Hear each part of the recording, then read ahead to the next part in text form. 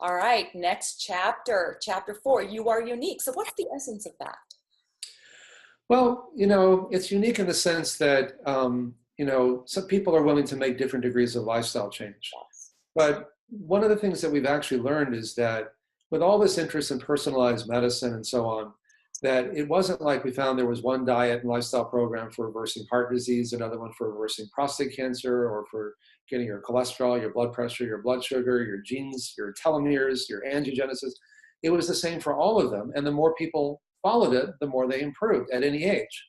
So there are individual differences. Some people, for example, can metabolize dietary sugars better than others. Mm-hmm. But as it turns out that if you're not eating that much sugar anyway, then those differences don't matter so much.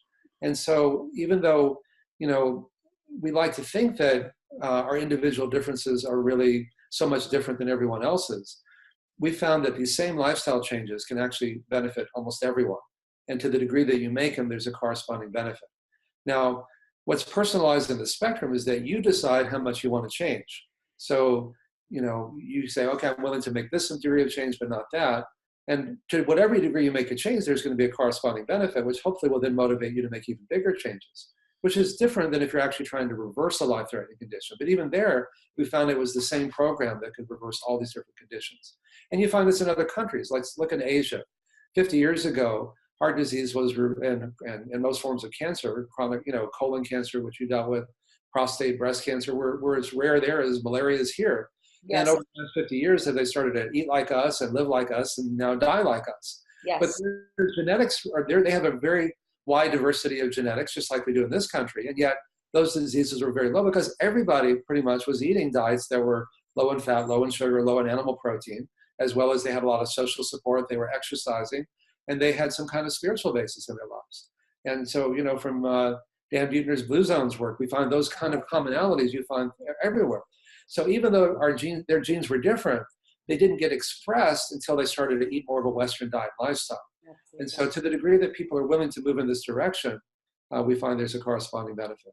And so I put red meat in group 5, chicken in group 4, fish in group 3, plant-based foods that are higher in fat in group 2 and lower in fat in group 1. So all of these things, it's not, there's this big debate, it's not, low fat is dead, it's all sugar.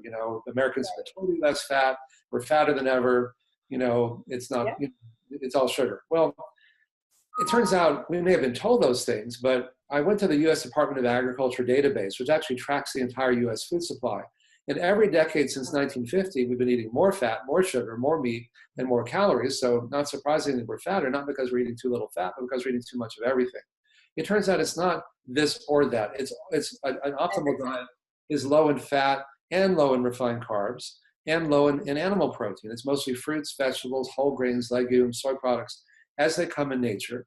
And the same is true for these other things. I debated Dr. Atkins a number of times before he died of heart disease. Yes. And so what's important is not just weight loss or one thing, but what's happening to your arteries, what's happening to your health.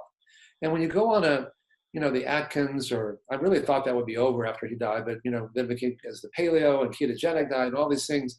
And they just, it's just telling people what they want to hear. They're telling people that bacon and sausage are health foods, and they're not, And there was an article in the New England Journal of Medicine a few years ago by Stephen Smith, and he said, what actually happens in your arteries on different diets? And on a whole foods plant-based diet, they're essentially clean. On a standard American diet, they're partially clogged. On an Atkins, ketogenic, paleo, whatever the latest iteration of that is, they're severely clogged, even if they lose weight, even if their cholesterol and blood pressure aren't that different. And so it's important that when people are assessing how they want to eat and live, that they not only look at these so-called risk factors like cholesterol and blood pressure and weight, what's actually happening to your health itself.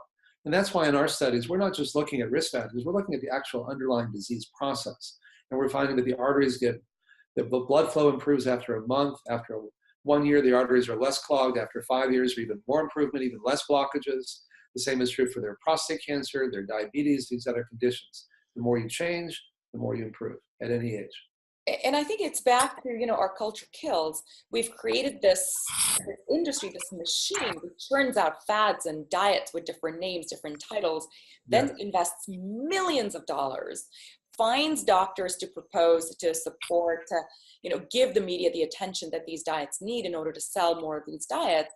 And so we're living in this sort of perpetual cycle of diet failure, and again, sickness and obesity. And I feel like until each of us starts to pull back from it and no longer react to the new cool fad diet that's helping so and so lose 20 pounds in 2 days, or the usual crazy advertisements that we see, we're just going to continue in this spiral, this downward spiral. And so I think the point you're making is we have to stop being a culture of extremes and a culture of fads and come down to just being in balance. Because I think if we just lived a normal life the way our ancestors lived, heck, when I say ancestor, I mean my grandparents. Yeah. You just kind of, extremism is in the eye of the beholder, of course. I mean, some people would say that eating a whole foods plant-based diet is extreme. I don't. That's the way that most of the world ate until they started to get enough. The word is overindulgence. Yeah, I mean, it's follow the money. I mean, if you're a magazine right now, look what happened to Time Magazine. It used to be the #1 magazine in the world, and now it's almost on the trash bin. Yeah. Because of these disruptions in those areas. But medical journals are no different. They have something called the impact factor. And the more an article is picked up in the general media, the more impact it has. So like the New England Journal of Medicine and JAMA are among the highest impact factors, and Lancet, because they publish articles that the headlines pick up. But unfortunately, sometimes they publish studies that are really badly done just because they're provocative, like saturated fat isn't bad for you, or meat is good for you, or those kinds of things. And if you actually, I mean, there was one study that came out in the British Medical Journal that said that, or let's take let's take this study. They said saturated fat, not bad for you, okay? And they actually looked at the data 2 ways. One way was the so-called adjusted data, where they actually kind of manipulated the data. And they, if you're eating a lot of cholesterol, they adjusted the saturated fat, but since they go together, kind of cancel each other out. But with the unadjusted data, the raw data, which is to me the most accurate because you haven't finagled with it, they actually did find that saturated fat was associated with heart disease, diabetes, prostate, breast, colon cancer, et cetera, all the way down the line. And that didn't even make it into the abstract. So because they knew that if they had something provocative, it would be picked up worldwide, which it was, even though it ends up harming people with information that can really damage. Yeah, and there was a pretty famous study that just got redacted after decades of being considered. Right. The Mediterranean diet. Well, exactly. That's a perfect example. Okay. In fact, I wrote a letter to the editor of the New England Journal, which they published, and I just sent them another one yesterday about this new version of it. And the Prediment study said that the conclusion was people eating a Mediterranean diet had lower heart attacks, death from all causes, and strokes than those eating a, quote, low-fat diet.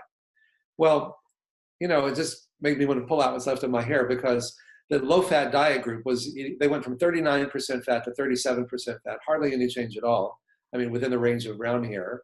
It turns out that there was no difference in heart attacks, no difference in premature death from heart disease, no difference in premature death from all causes.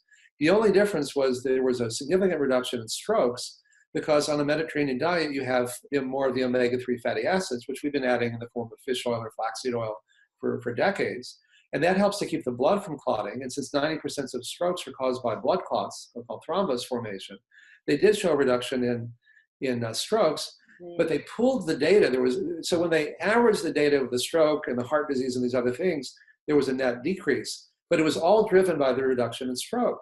And yet the headlines and even the abstract itself made it seem like the Mediterranean diet had lower rates of heart attacks, when in fact they had no difference at all. Right. And that was only compared to people who didn't really make much change, as opposed to people who make big changes, which we found we could actually reverse it in the vast majority of people. Absolutely.